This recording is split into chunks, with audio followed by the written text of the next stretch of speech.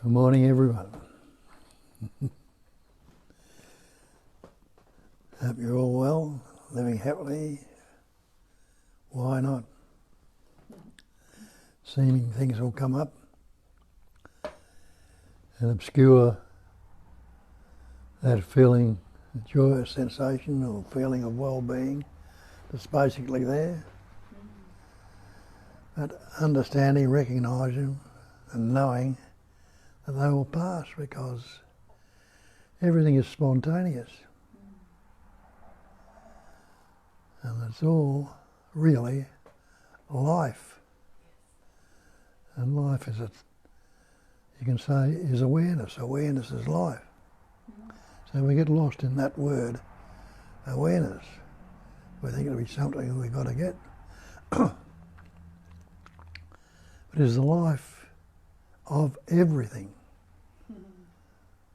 Everything expresses in that awareness. It's the basic screen.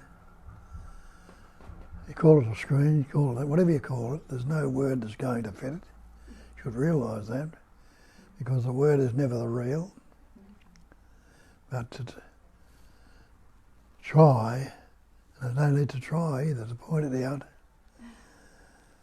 to people that haven't looked along these lines and seen for themselves. Another term for that awareness is wakefulness. Awake or aware. And what's their awareness? They're aware of this beingness. And aware of being is a loving to be. You love that beingness, which we can continually looking for, which you already are. As they say, what you are seeking, you are already that seeking.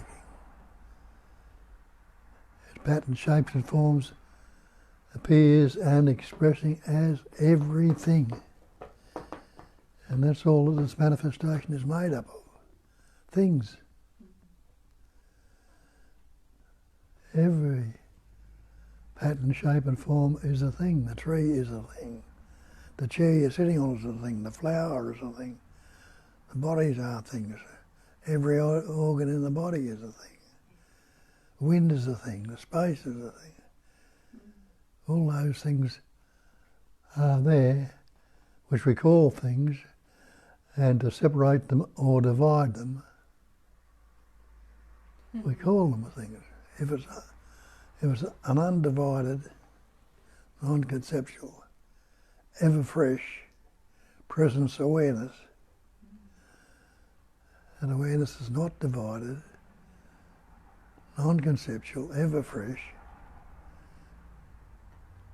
what can be said about it? What can be done about it? And if it's not, nothing's impeding it or corrupting it, contaminating it, it's naturally joyous, isn't it? Natural sense of being well-being, nothing wrong, nothing right, Nothing left. Nothing. Oh, again, right, left, that's a good one. Again, the dividing. North, south, east, west.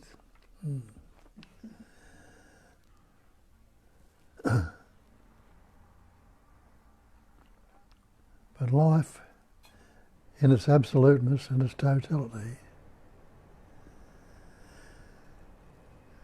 we've taken these patterns, shapes and forms to be real, solid and substantial.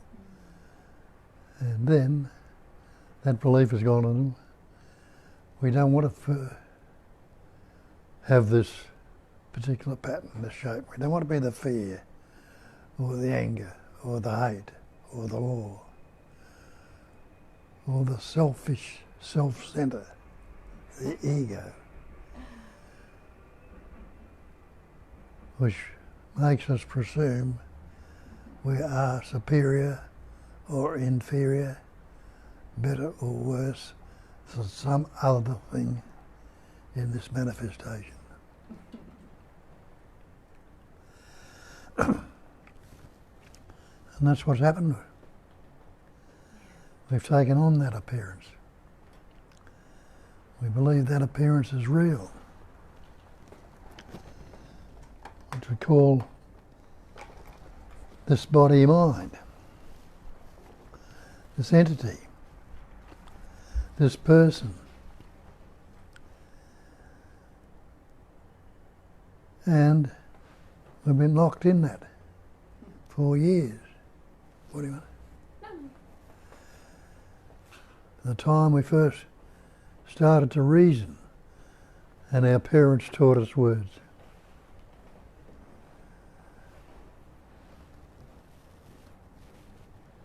Bound in the cage of concepts. What's a concept? It's just a thought, a mental construct.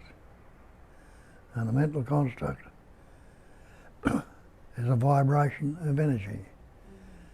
And it vibrates into sound. Sound becomes the word. And the word is a label we put on the seeming thing. The seeming thing. There is no things real, and we are things. We're not real as these patterns, shapes and forms. But we are the one actuality, one reality, which is no thing. There's only the one. And it's not even one. But to see, we discriminate it with words.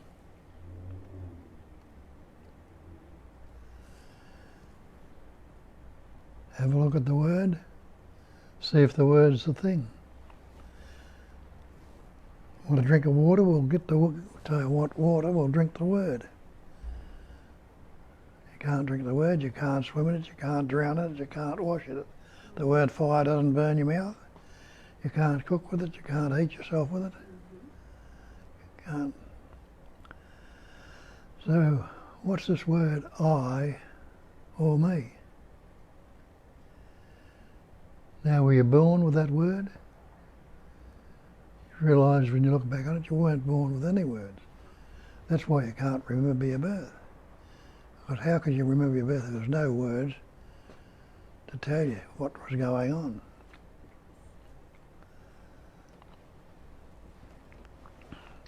So all the words take place in time. And time is nothing but words also, past, future.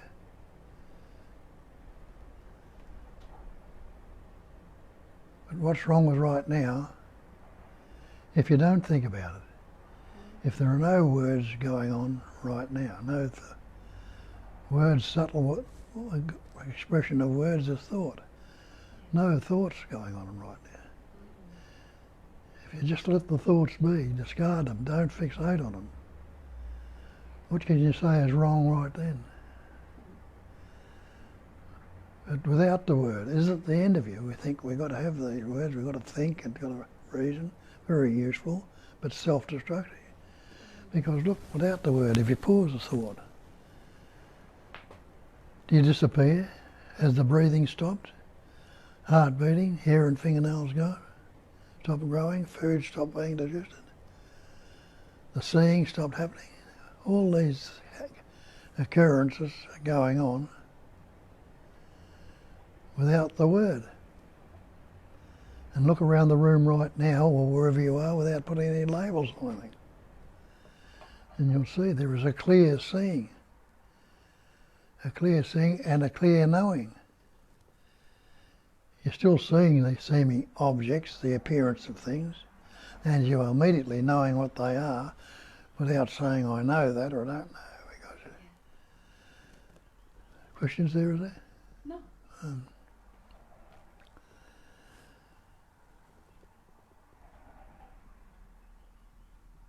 So, investigate. taken ourselves to be this body-mind, this person. The word person comes from persona, the mask. Every word you've ever spoken or ever likely to speak has been learnt, picked up along the way. Recognise the word's not real. Can you put a static point or reference point in that pattern you call you, which is a vibrating pattern of energy when it's broken down, made up of elements? All those elements can be broken down to subatomic particles, into pure energy. I call it intelligence energy. I can call it awareness. I can call it God. Whatever label I put on it or is put on it is not what it is. But you can't negate it. You can't negate it at all. Call it life.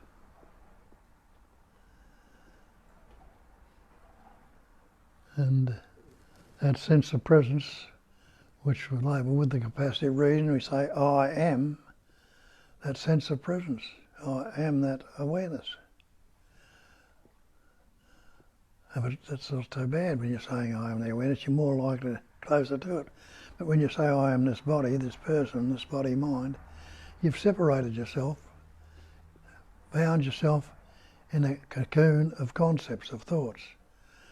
I'm Bob, the Australian, I'm not good enough, I'm unhappy, I'm fearful, I've got this wrong with me or that wrong with me.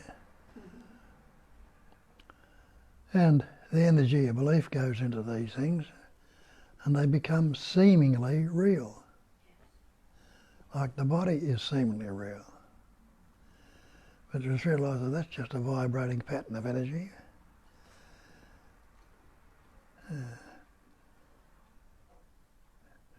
Just like the movement of energy moves through the ocean and forms waves or ripples through the air and causes wind, causes the air, stirs the air around it, causes it to blow into gales and everything like that. But what's ever happened? Nothing, no thing has ever happened. It's only seemingly so. Yeah. We can shut ourselves off for it. We go to sleep at night. Everything disappears. And though that life essence is still functioning, the heart's still beating, hair and fingernails, you don't know anything about it because it's shut down this functioning, which thing we call mind, or thought, or the thinking process. But the awareness is still there, because it's that breathing, heart beating is appearing in that awareness, like everything else in this manifestation. It's that which everything appears in, but it's no thing either. So everything is something appearing in the no thing. Can something come from no thing? Well, it can't. So it all is the no thing, like what that was appearing in. But we may take it to be something. So all this manifestation is what they call a phenomenal manifestation. Definition of phenomena is that which appears to be. So it's all appearing to be real. And each and every seeming pattern which is expressing true, it's always a unique expression. And we all see it a little bit different and take a different attitude on it. And the energy belief goes into what we take on board. And we lose sight of our true nature. And that's when their problems begin. And with these problems, which began when we capacity of reasoning developed us, we've reinforced day in, day out, and are seeming very real, they are not real at all. The definition of reality is that which never changes. And what has never changed? That awareness or no thing. Or if you like to use the term God, you can use that term too. The absolute has never changed.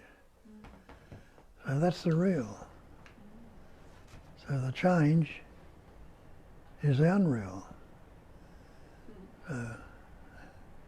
But can you grasp the real? You can't. And can you grasp the unreal? You can't. Just like the image in the mirror, the reflection in the mirror. You can't say it's not there because you see it clearly. But you can't go up and grasp it and say it is not there. So it's neither is nor is not. And the same with this manifestation. It is or it is not.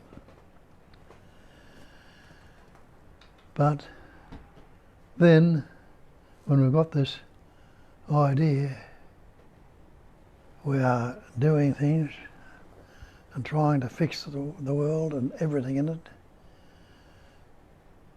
We've got our concepts about ourselves, we've got concepts about everything else, and concepts about others and everything. Which concept's right?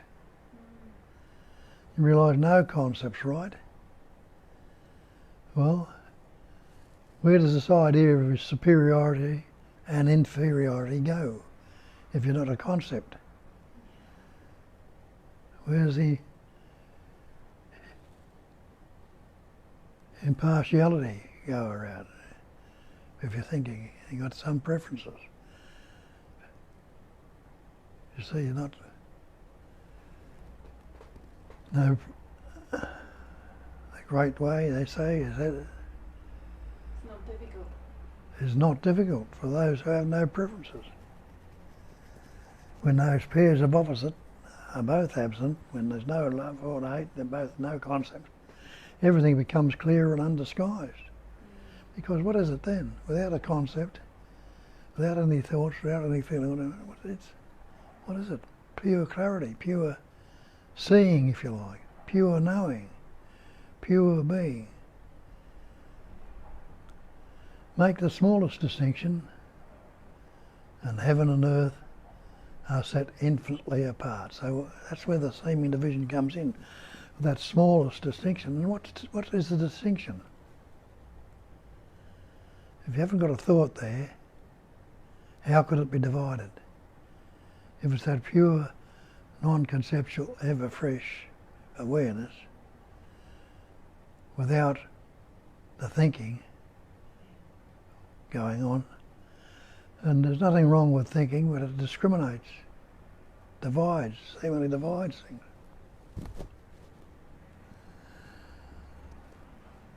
And it tells you again in the scriptures, when no discriminating thoughts arise, the old mind ceases to be. And what do I mean by the old mind? This way we've had and believed in of thinking, the good, bad, pleasant, painful, happy, sad, it ceases to be like that. Everything is seen just as it is. And you can't negate the seeingness is happening. But we do, we divide the seeing. It is pure seeing. Divide the seeing right now without a word. Look around the room and see if you can divide the seeing without a concept or a word. There's just pure seeing there. Pure seeing. But what happens with the word, the thought comes up, I see. We've labelled out our thoughts with I. I see, and I see makes you believe you are the seer. That conceptual image, I see, thinks it is the seer. And you're looking around the room and seeing the objects in the room, I see the objects in the room. So they have become the objects. But not realising, if you look before when I said just look without putting on labels on things, you see them there, but you don't know them as particular objects. They're shapes and forms or whatever, but you can't describe them, give them an aspect. It's just the pure seeing. But now it's the subject and the object. The thought I see has become the object. And the thought, the chair, or whatever it is I'm seeing, the subject I should say, and the thought of the chair, whatever, I think it is, has become the object. So we've divided into seeing. The seeing is subject-object. But look at that again. Can there be a subject, a seer, without seeing? If that seeing wasn't there, could there be the thought I see? Or could there be a thing that thinks it sees even? And can there be the object? Can there be the chair, the room, the tree, the flower, the sky, the space, without seeing? Or the darkness or the light without seeing it? If you can't, you couldn't. They could be there, but you wouldn't know anything about them, would you? Yeah. So it's all can appear, or be seemingly so, but that's all it is. Phenomena. Yeah. How are we going to live like this? Well, I don't know. Do we want to change and have a look and investigate it? But in this case, it was forced to look further because it got locked into that belief that there was an entity here, an individual, a person. And that caused a lot of suffering, a lot of fear, a lot of anxiety, guilt, shame, remorse and unhappiness, depression, all sorts of things. Psychological suffering.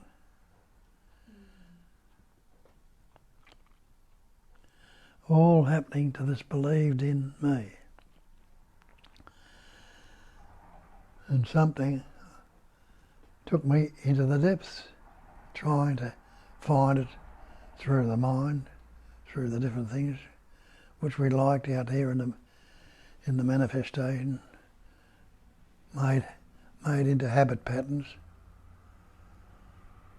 and lived from those, trying to make those habits become constant, not realising that the whole manifestation is transient. It's a phenomenal manifestation, it appears to be, and it's transient. There is nothing static about any of it. We wake up this morning, look out and you see space or the sky. It seems to be the same space. And that hasn't changed.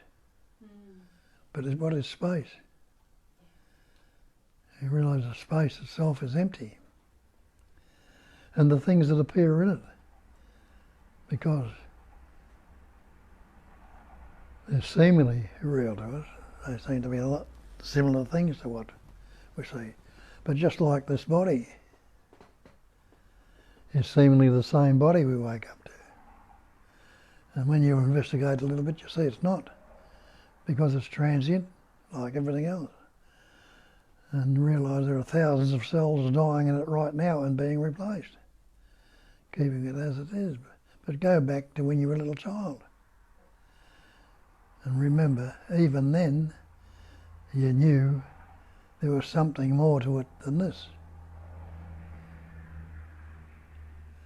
But we believed what our parents told us, who didn't understand it, taught us to look out there, learn stuff, get a better education, more wealth, good relationship, a better job, go to a better climate, do all these things to make your life better.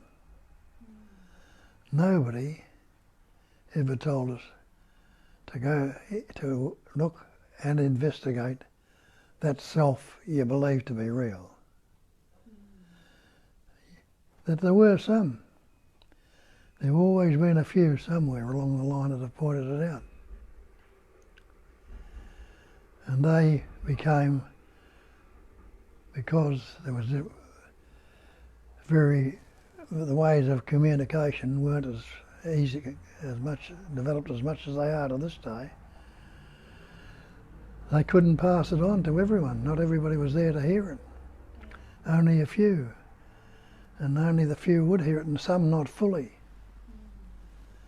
And some that didn't understand it fully, what would they do? They would believe that the bloke that was pointing this out, this teacher was pointing out, He was a saint, he was a saviour, he was a seer, he was a god. There wasn't too many she's, but they were around, but nobody wanted to take any notice of them.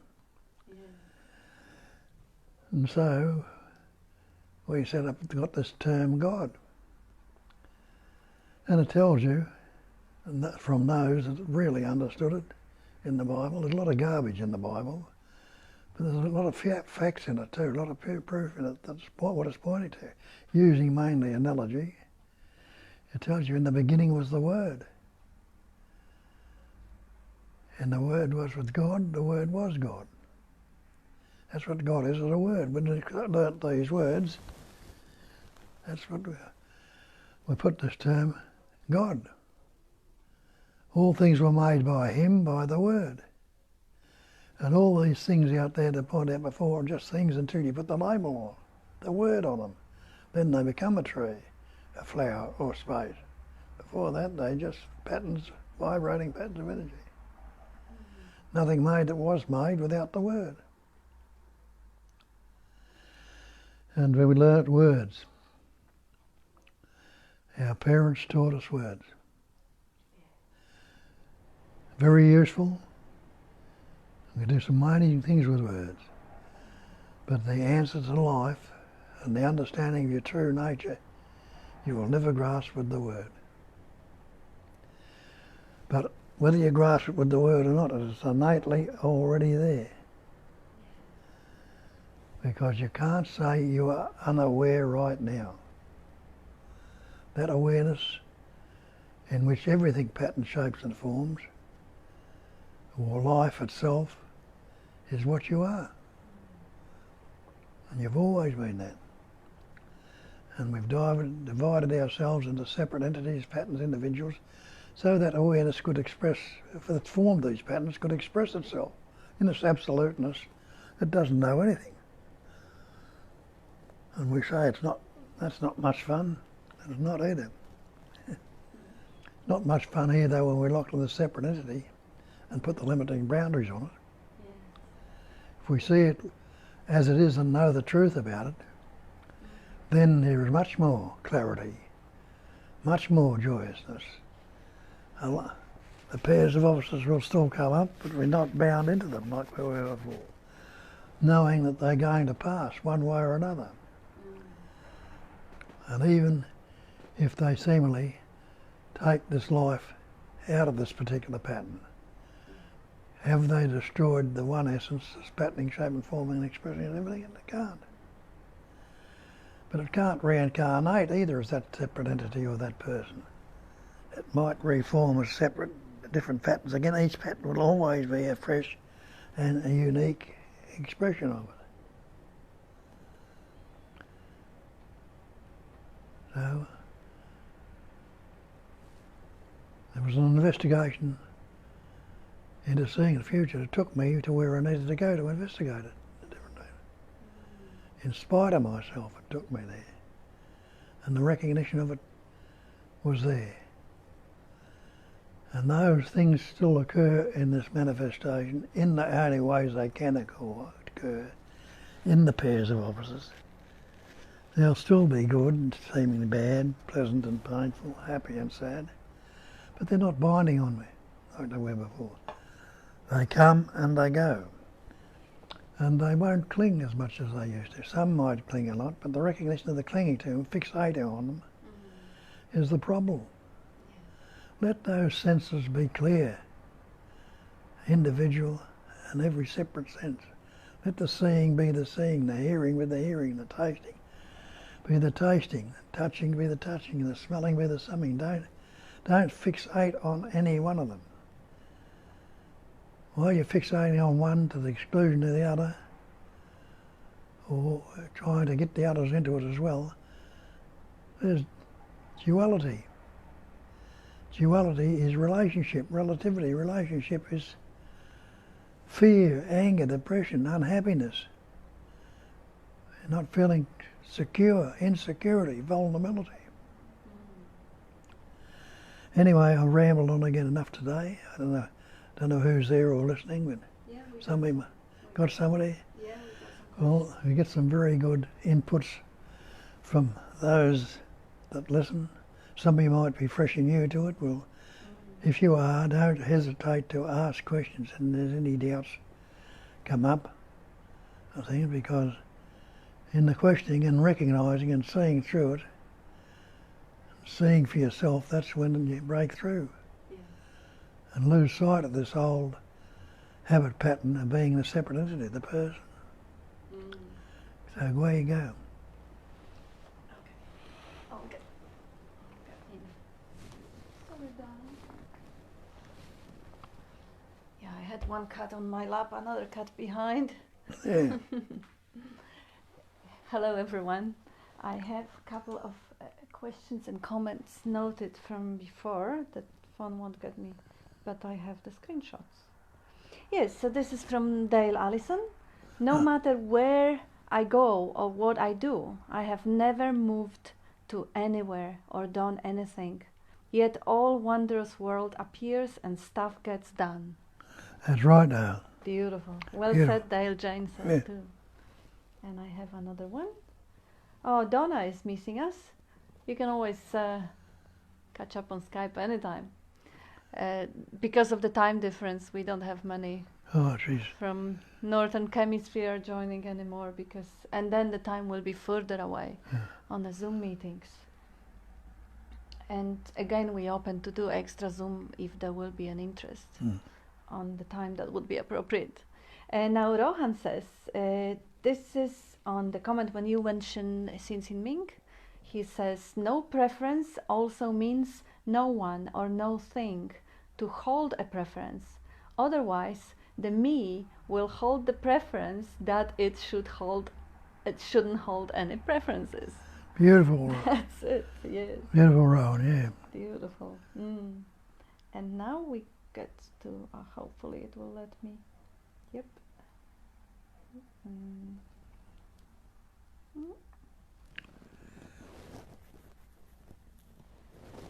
I think there was one more, but I've lost it. I'll have to find it on the telephone. Sharanjit says, excellent and thanks. Wishing the best of health, Bob, and best regards. Who was that? Oops. Charanjit. Thank you, Karen. And Tanya says, we are not rambling, Bob. Oh, you were not rambling. Yes, you said you were rambling enough. You're not rambling. Always enjoy the spiel. Something different lands and dawns on me every meeting. That's it. Yeah, Cliff is saying hi, Kat and Bob, and wishing us happy now. Thank you. Morning, Cliff.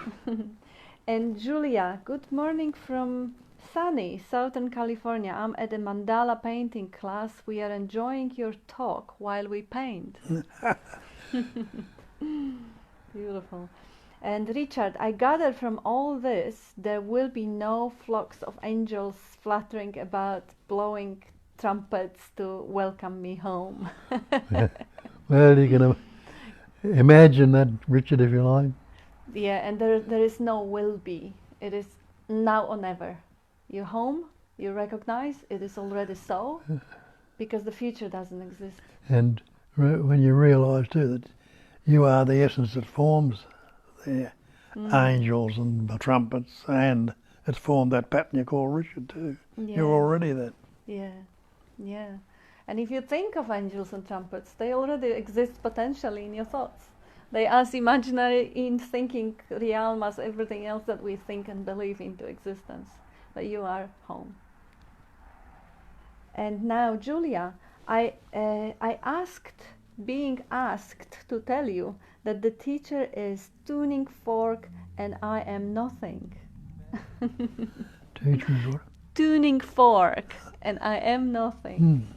Beautiful. Yes, we'll go with the vibrations of the tuning fork. Yes, and I'm gonna find, because there was some. Oh yeah, it's not gonna give me. I'll check it on the phone. There was some. I've seen some question from Amarnath. I'll just check it if I can get it here.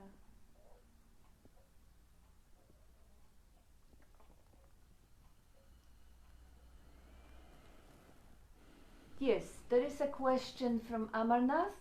Dear Bob, can you explain? Whatever you know is false, you are truth.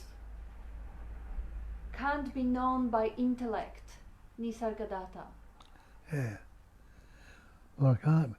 Well, of course, but if you see everything is false, what must you be left with? Because true and false are two sides of the one coin, or two ends of the one stick. Yes. Whatever you know is false, because whatever you know conceptually. Yeah. So it is more or less imagined. It's not an absolute truth, it's changing. And Tanya says, how can you stop being conscious of, which is subtle duality, and still just be conscious, aware, non-duality? I know this has nothing to do with thought, but when I rest as awareness, I am still seeing, hearing, feeling. I hope my question is clear enough. Yes, that's pure seeing, hearing, or wearing, without the concepts on it. Yes. And also, that's a simple thing. When you are conscious of something, you are also subtly being conscious of that being conscious of something. Like, can you see that your consciousness of something, like let's say you are seeing, you're not looking at anything particular, or you are looking at something particular. I'm looking at the cat, one of them, the other. And yes, and I'm conscious of looking at the cat. So I'm conscious of cat, of the action. But there is also a broader, wider awareness of that whole scenery of me looking at the cat, of all that action happening, and the division of something, subject and object there, the relationship. This is all more broadly cognized or noticed, or you have another word for it. I forgot. Register. Yeah, that one also is. The whole action of being conscious of something is registered. And that registration is not of anymore, because whatever the content is, there is no, the focus doesn't go into the particulars of the content. And if it does, step back again and see that even that, noticing the process, is registered. And that registering capacity, without anything in particular that lands on, is the capacity, is the pure awareness. The capacity or potentiality of field of knowing, in which nothing in particular is grabbing the attention, but the field of knowing is still there. That is unmoving, is still there. It's just like the field of being. It's there, you can't grab it, you can't grasp your being, you can't characterize it because it doesn't have any flavor or taste or anything, but you can't deny it. You can't deny the being and the knowing. That's the plain, pure potentiality or actuality of it. And then the consciousness of, the seeing of, the hearing of, all happens within. It's not a problem. It doesn't need to be stopped. It just is part of the landscape. Yeah, or the other way of putting it, when I say consciousness is existence, utterly aware that it exists. That means it's just nothing but total awareness that the existence is appearing in that awareness, like everything, or the consciousness is appearing on that awareness. And I say, when what they call the no mind, the existence is still there, but the thinking or the consciousness or the description hasn't happened. There's only, everything appears in that what we call awareness. You can use that as godliness, if you like, or absolute. But you can't tell me what awareness is. But right here and right now, is anybody unaware? No, you're thinking all sorts of different thoughts and feelings, but what are they taking place?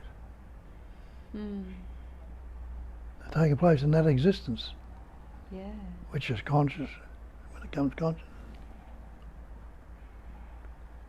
There is one from Sally. Good morning, dear Bob. I have heard you mention intuition before.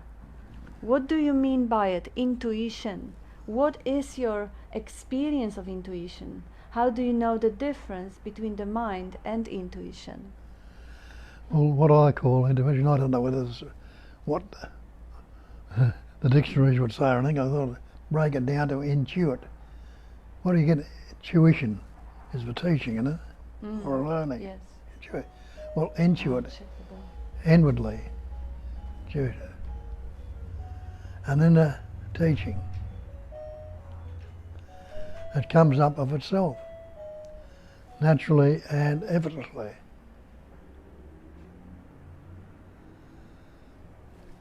All by itself.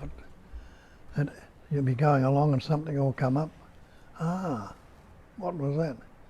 That's the sort of what well, as they say, they call it the still small voice in the scriptures.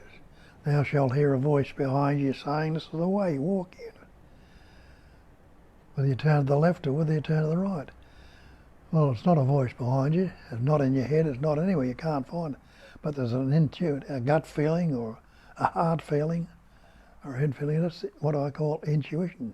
You innately know it or recognise or realise it before it happens. Yeah, it's kind of pre-narrative or pre-conceptual sort of a voice, because we say that animals have intuition and they don't have the narrative. So the way they know is more direct than through the translation. Like apparently we also have that. It's just so kind of covered up with the interpretation. But the more direct knowing before the narrative comes, like you getting up and you feel that you're going to have a cup of tea, and then the narrative comes and tells you the cup of tea you want. That's the translation. But the intuitive knowledge, there is, again, different people have different examples of different understanding. They say there is something that connects people that are in love, or mother and a child, and it's something pre-conceptual. Who was at the door? There was no one. I think we're running out of battery in the doorbell. I disconnected it. Yes, so Amarnath. Body is just a thought, perception, not reality. Ramana Maharshi. Your comment and experiences on this, please. The body is just a thought, perception, and not reality. Yeah. What's your comments? Well, what is it, you know? How can you call it a body if you're not putting that label or thought on? When you investigate, what's it made up of? Yeah. All the elements. Earth, air, fire, water, space. What are those elements? They can be broken down into subatomic particles into energy. But the thought, or the conceptual image we have, we call it a body or a mind. It's seemingly very solid, but we've taken to believe that, and then we label it with the word body, and from then on it's seemingly something solid and substantial. But you can put it under a microscope at any time and see how solid it is. Yeah. And also it is actually made of perception. Like, how do you know you have the body? What's your direct experience of the body? All the experience you can ever have is the experience of sensing it. And sensing it, another way, it is put here, a thought or perception. Sensation is perception, because you perceive your sensations. Even the sensation of touch is perceived, is somehow registered or noticed. So all you know about having a body is what you know experientially as a perception, sense perception. So it is a sense perception as far as we can tell. Whatever the theories, models, or scientific explanations are having to say, you have to believe. But what you know directly firsthand is the experience, is the thought, is the idea. And that idea is believed into solidity. And it didn't have the pattern to express how could it say anything at all?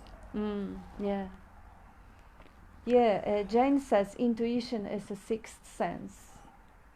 Yeah, or even seventh, because if you take a sixth sense as Buddhists are considering thinking is another way we seemingly get to know the world. I mean, we create the world with thinking rather than get to know. But as it said, it's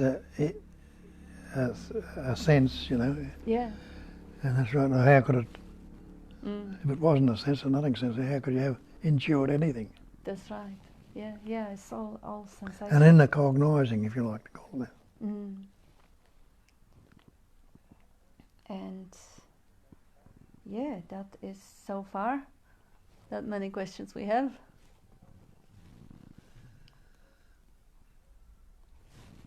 Oh, there you go, Richard. Perhaps it was God at the door and an invisibility cloak, but she did not need to come as she was already here, there, and everywhere.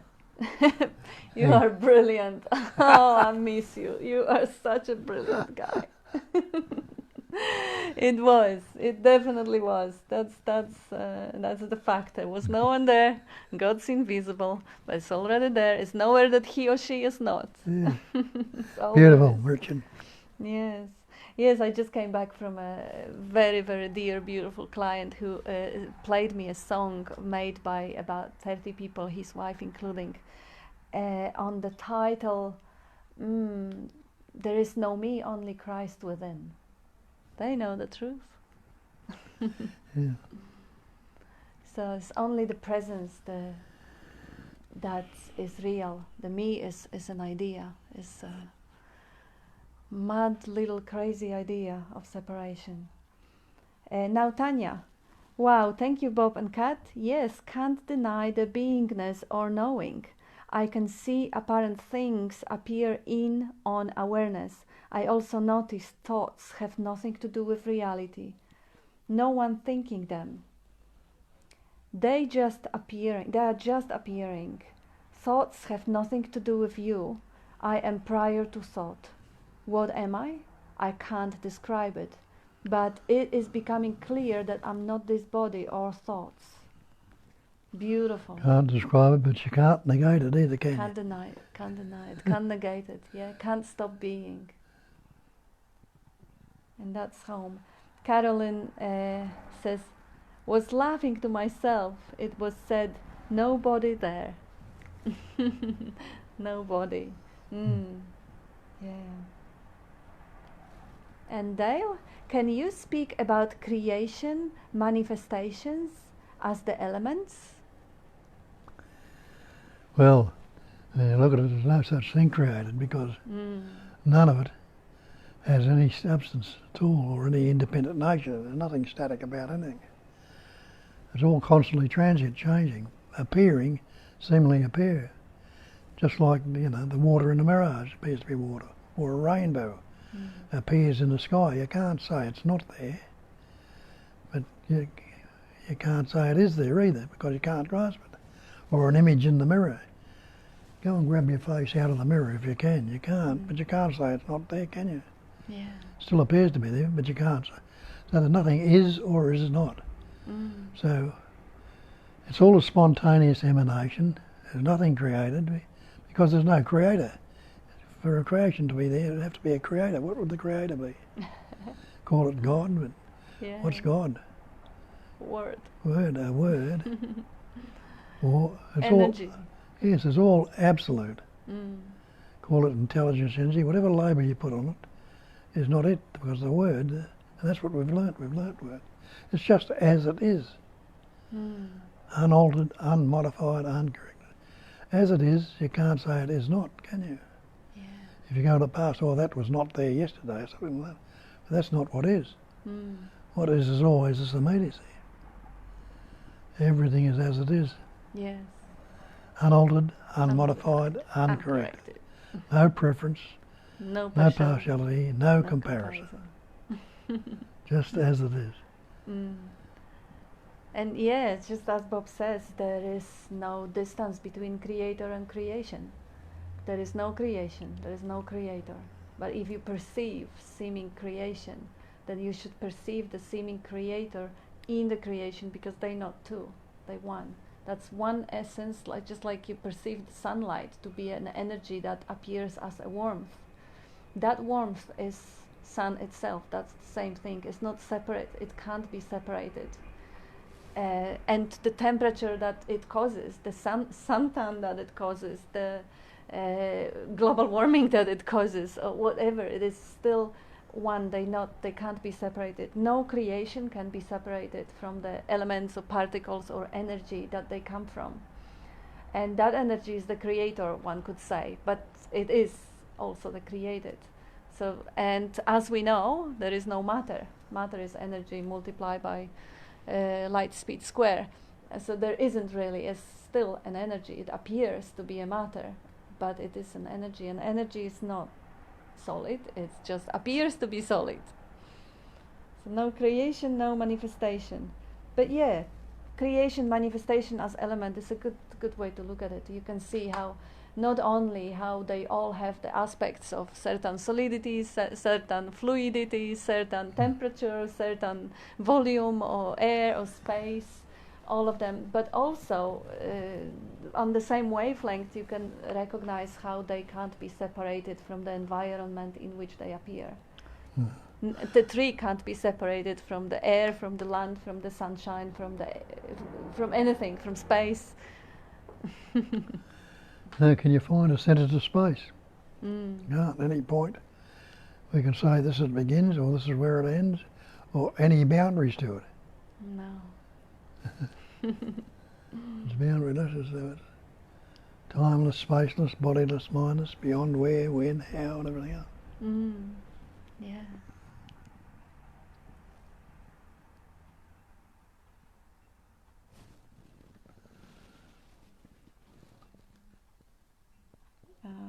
Not sure if we have any.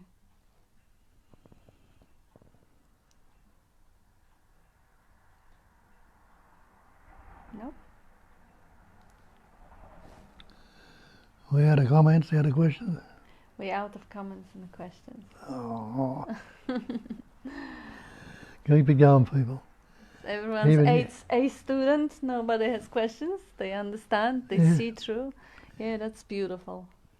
But you can still share the comments that come up beautiful. Express it. In the different ways you are expressing it, you know. It's a safe space for expression. Yeah, it's funny when the clarity comes, you look around and you reflect and you project and you receive that clarity everywhere. Like, see people who are coming to your space, the clarity shines through them, the recognition, the insights. And that's, the projector is clear, so the projections are clear. And even though some may not realize it yet, he does realize your clarity and your essence and your origin. Yeah.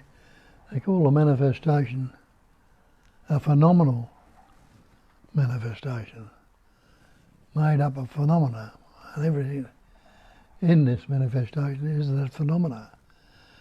And the definition of phenomena is that which appears to be. Yes. And that's how it's all subtle vibration, all that moves about and expresses itself in all the various variety of different patterns, shapes and forms. All the wondrous and amazing ways. Implies it's an intelligence. It's not just dropping into space accidentally. Yes. It's forming, look at the pattern in a leaf on the tree, or the tree itself, or the roots of a tree, or anything else out there. And see the wondrous colours. Look at this body with all the organs, the heart, the lungs, and the capacities in it. The joy, the love, the hatred, all the different ways it expresses, all the different capacities that are infused into this phenomenal manifestation. But it's still only a phenomenal manifestation, and a definition of phenomena is that which appears to be, and they call that Maya or illusion. Yes. But look at that, you can't say it's a solid or substantial illusion. The illusion itself is illusory. So it all disappears into its essence again. Yeah, they added the created is creator, And Jane says, we are the elements. Yeah. Anything you look is anything. Armanath, we were hiding the truth which can't be hidden by ourselves by concepts. Yeah. Yeah. Exactly right. We're hiding it by we took on the belief that we're a person. Yes. Caroline, so if triggered by no thing in a moment, how does one get to space of no trigger? If triggered, how one gets by no thing in a moment, how one gets to the space of no trigger? Well, it's not created by anyone, but there's a subtle vibration or movement there, and it forms from that. And also, a wonderful way is to always look at nature. Yeah. When our cats trigger each other, there is no desire to get out of the trigger. It's just holding space for that trigger to dissolve. Recognition is usually the quickest way out. You recognize there is a trigger. Close your eyes, feel the trigger. Oh, interesting. Wow, exciting, energy moving. Take the label off. There is no one there to be blamed. There's just energy moving. And then you don't want it to go, and it's gone. I look out the window and there's a plant waving in the breeze, what we call the breeze. The breeze is just a movement of air. Yeah. That air still, what moves the air? Well, some magnetic force or something else, I don't know what it is, but Yeah, the earth, even the earth rolling around the sun would create a movement, I guess.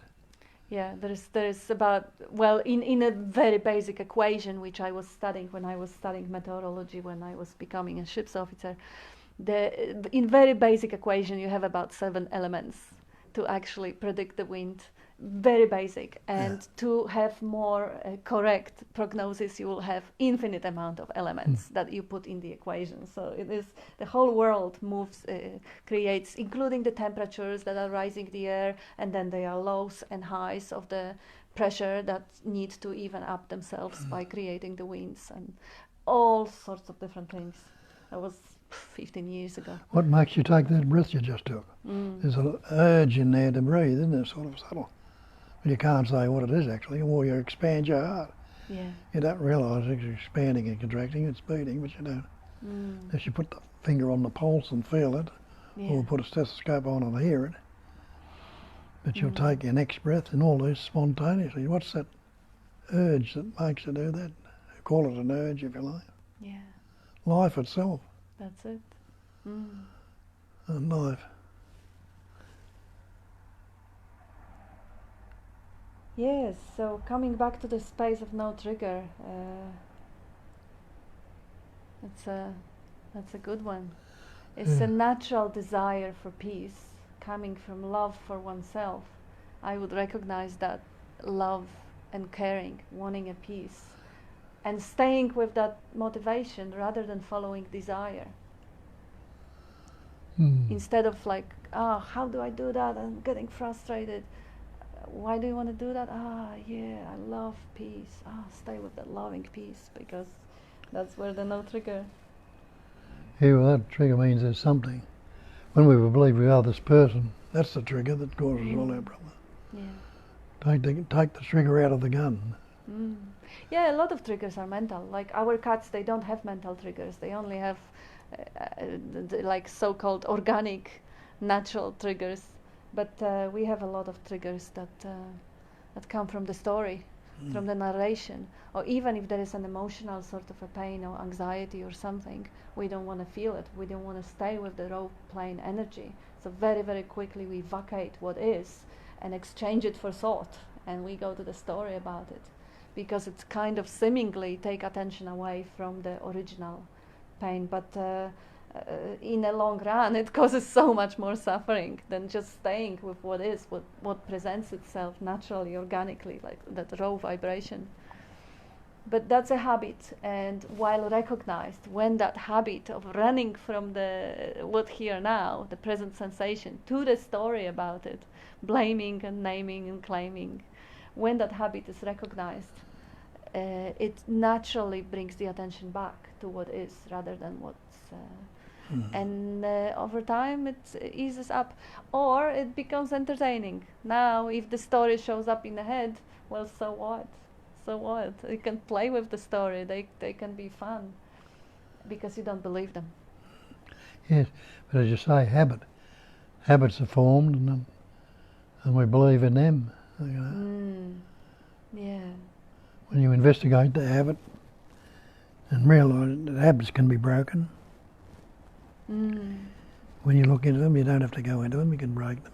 Yeah, yeah. And of course there is no you breaking them. There is all happening through the resonance, you know. If life drives to you some sort of an inspiration, and the resonance with the conditioning or whatever, the personality, that it's not that me breaking, because there is no me. It all happens organically.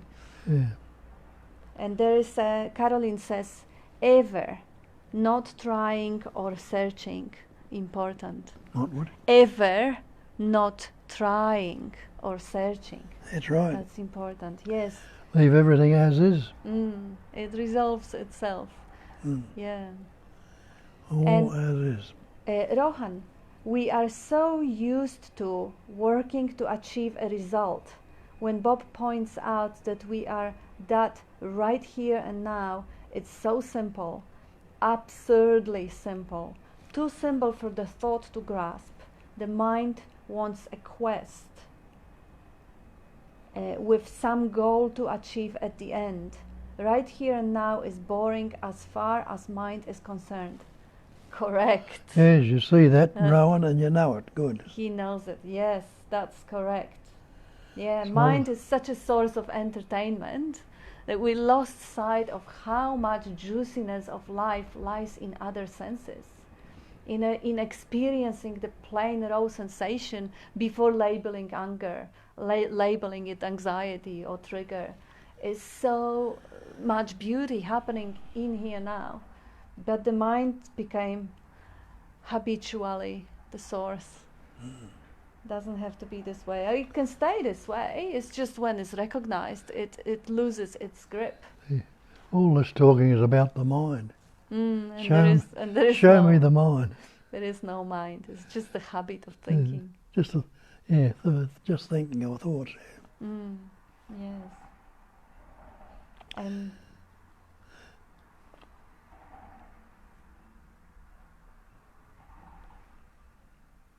whoopsie, where are we? Yes, that was. It can be so quick, Caroline says. And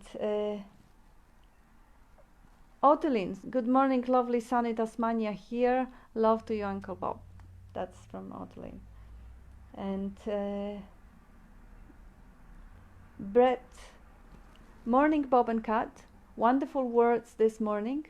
My thoughts as you spoke. Beautiful. Who was it? My thoughts as you spoke. That's Brett.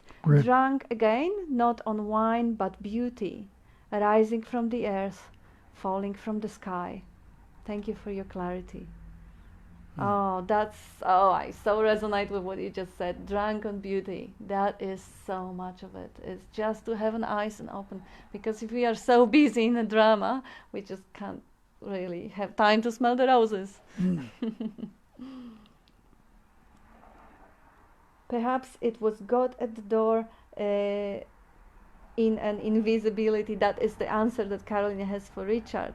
When I remember to say, where am I? It helps.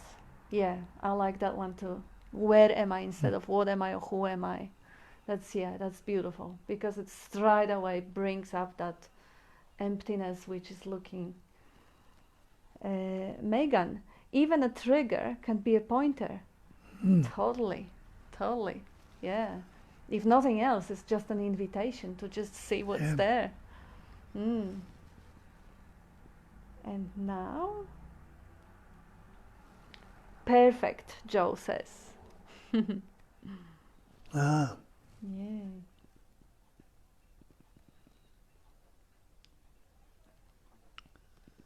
That's it for now.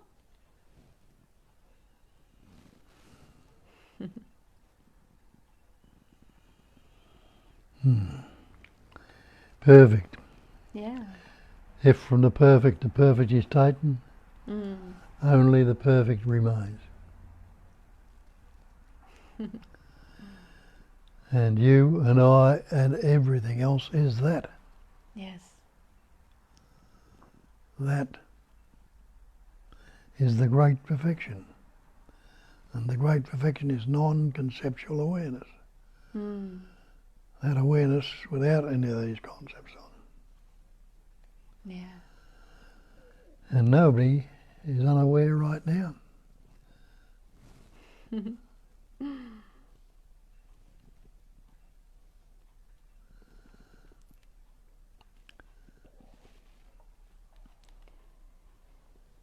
Creative capacity is reality. Conception clouds clarity. That's from Brett. Yeah. Mm. Beautiful. Yeah. What a creative capacity. You look around and you see the creation infinitely, everywhere, and expanding. I mean, whether it is expanding or not is a concept, but as the awareness touches it, it grows. We have that capacity of reasoning. Mm. Or other animals, birds and insects don't have it to the extent we do. Yeah. They have other capacities. Mm. Capacity of reasoning can be very useful, creative and extremely useful. Yeah. And the abundance of that creative capacity, that prolific quality of life, that adding to the more and more of the reflections in the 3D screen of emptiness. And nothing ever happened. No. Now all the creatures, creator, creation and creature, all the creatures are Yes. no reality, they're images. Mm. Appearing to be solid, substantial and real. Yeah.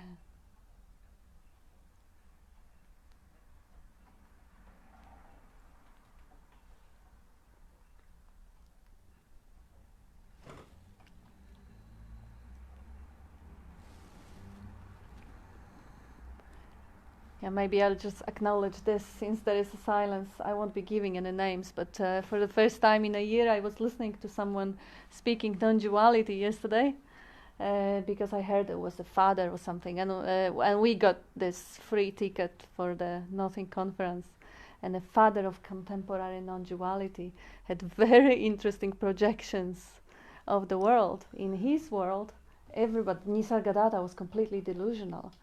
Eckhart Tolle was only teaching people to have the same experience as he did. Of Bob, he was many times saying some nonsense. This time he was only saying that, on his times there was nobody in the world who would get it. He's the only one that has got it. So that's an interesting way. Someone who claims to have the clarity, and I'm sure that there are moments when he does have the clarity, but what he's projecting delusion everywhere. Everyone he sees and hears, he's projecting delusion. And, well, what a delusional man. But obviously, the main obstacle which Bob is highlighting so beautifully, that brings the clarity to you as you speak. The man is incapable to look beyond the words. He listens to the words and he interprets them, and he doesn't completely get the energy, the resonance with what is beyond the words.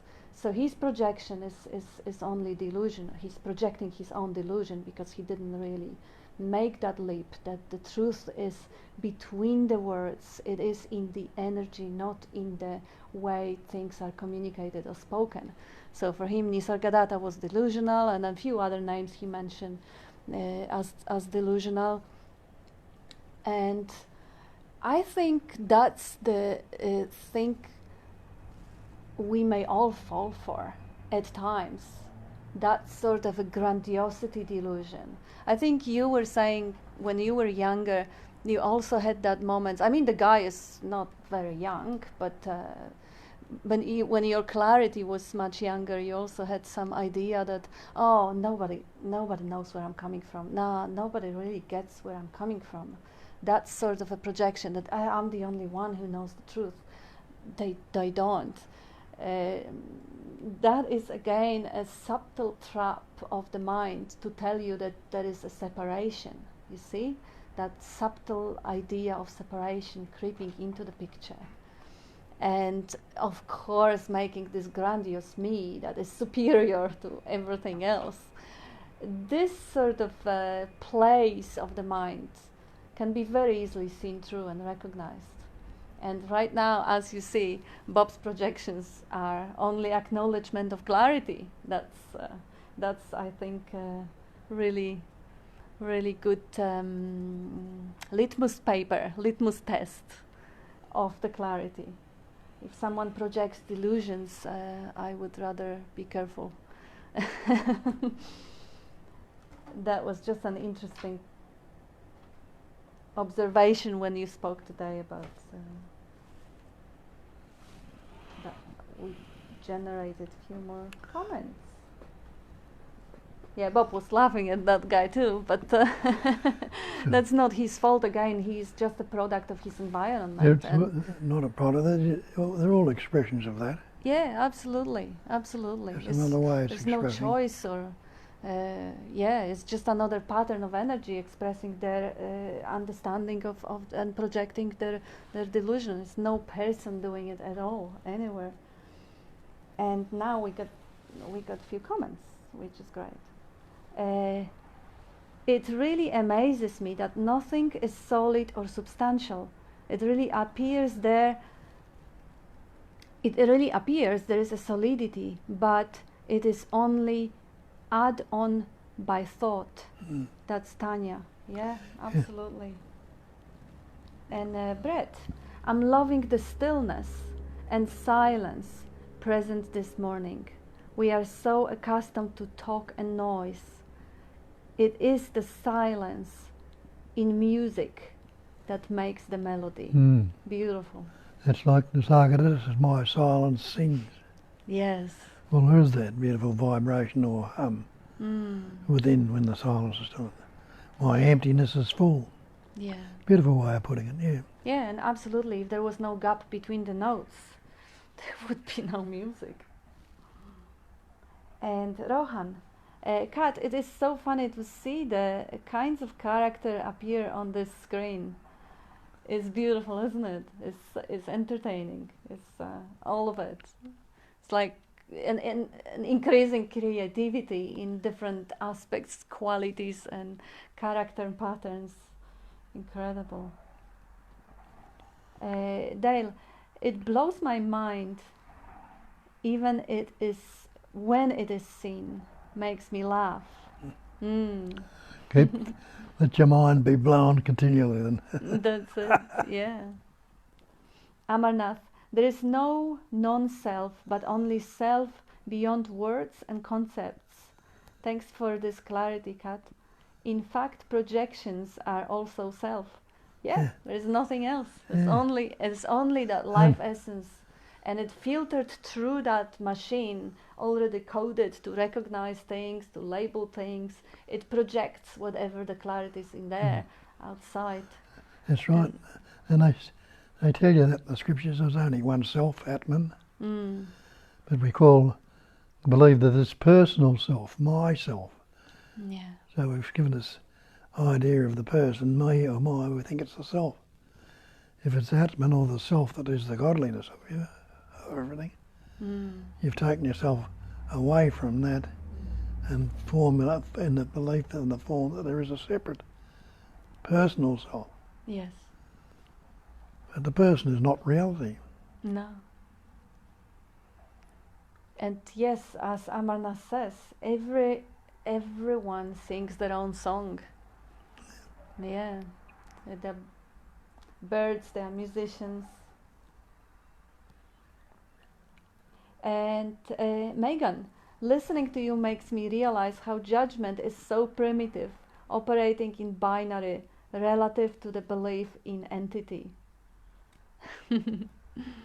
Yeah, and apparently with reasoning capacity, unless we get the frontal lobe damage or some sort of a brain disease, it will keep coming up. I like it, I don't like it, this is good, this is bad, this is bright, this is dark. And of course there are more sophisticated judgments. They're very, very primitive, they're very binary. And not bad or good, they just what is.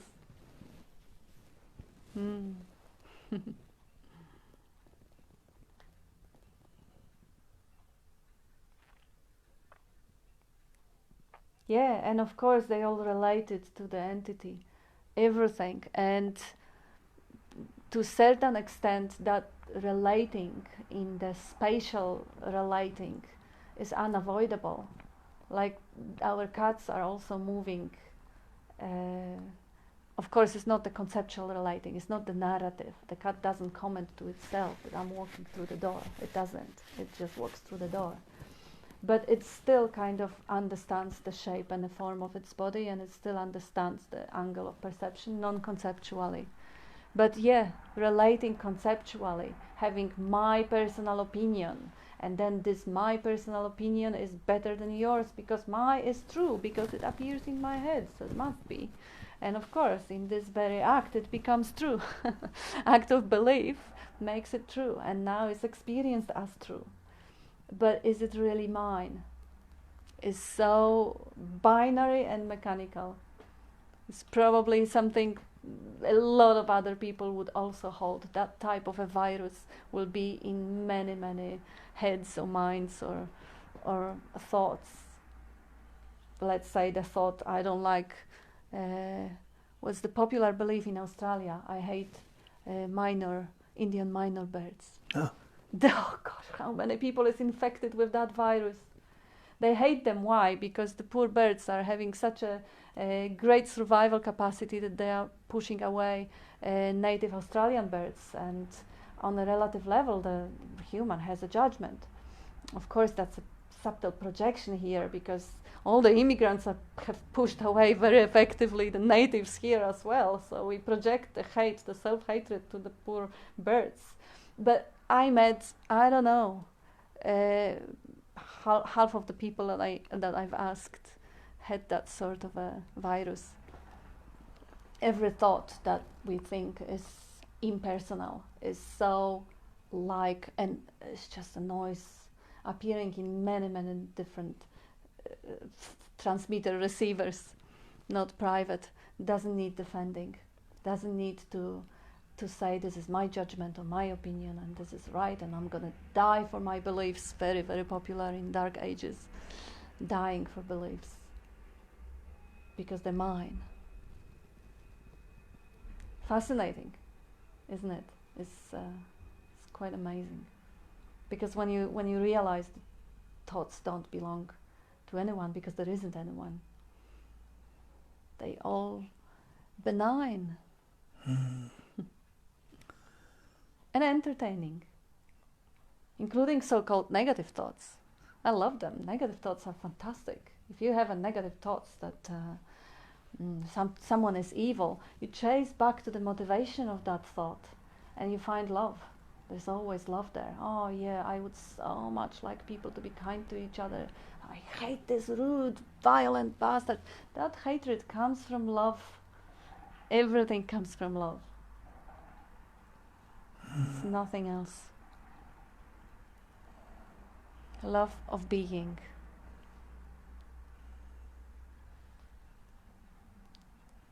Yeah.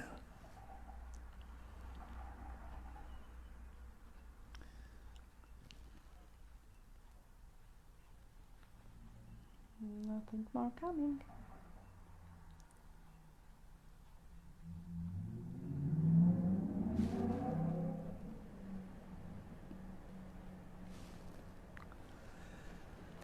The way is beyond language. Yep. But then there's no yesterday, no tomorrow, no today. Yeah, there's not even now unless you give it a label. That's what they call no mind. So that's pure mind, there's no mind, you know. Thoughts when you're going on, but they're not fixated on, not attached to, and they move freely. Yeah. take the meaning out of them, out of the word, like a fangless tiger.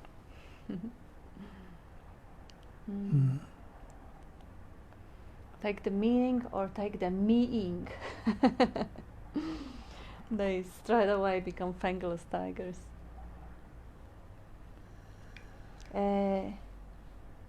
Amarnath.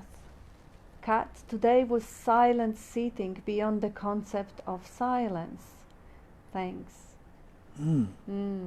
Yeah, beautiful. Beyond the concept of silence. That's exactly right. Good.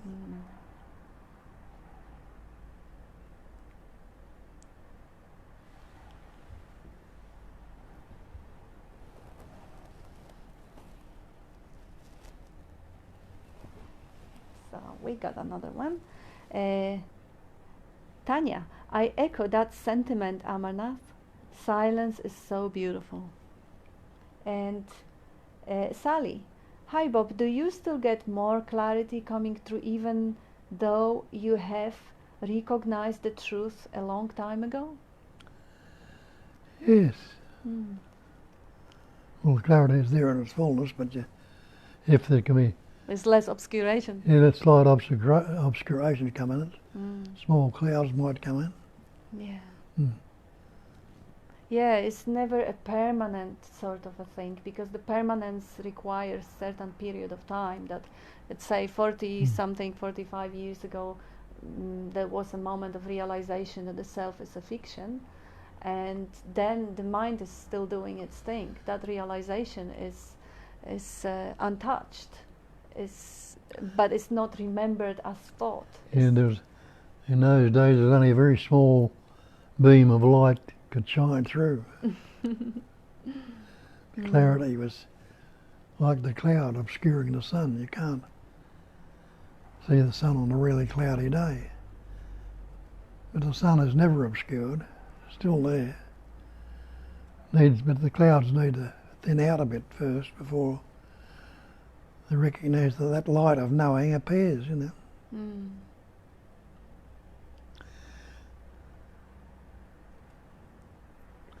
As it thins out, we'll have a look and take that and go outside into the clear sky. There's much more clarity there, much more brilliance there in it. That's how they call it an ordinary awareness. In the ordinary daily moving around between the meal and the computer and the walk and the exercises, there is sometimes there are ideas coming through, sometimes they are not. It's an ordinary life, and the clarity is not something that comes and stays, although there is certain perspective in which you can certainly see it this way. But in more direct experience, it is a moment to moment, right now. Are they clouds or are they no clouds? Are they thoughts that are obscuring the awareness, or they are thoughts that are not obscuring the awareness? The awareness is shining through the clouds. If the thoughts are not identified with or believed or given exclusive 100% of attention, they don't. The clarity, the sky-like awareness is not obscured. And we have another one.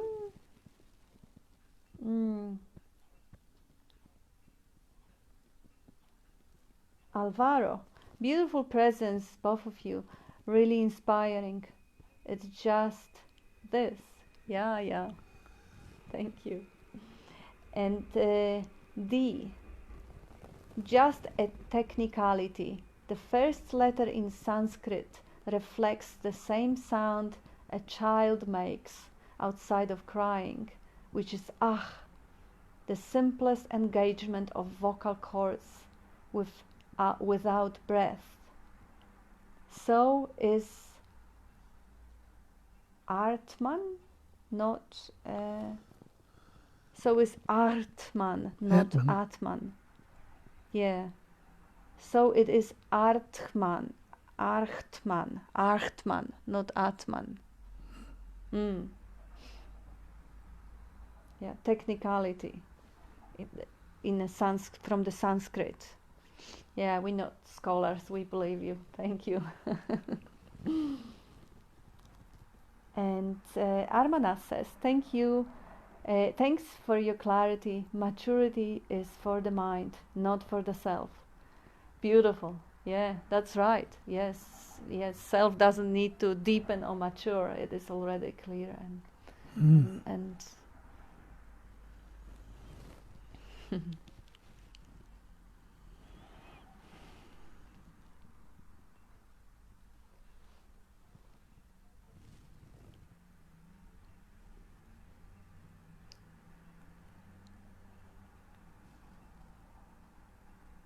so there is the first thank you message. So I think this may be a time.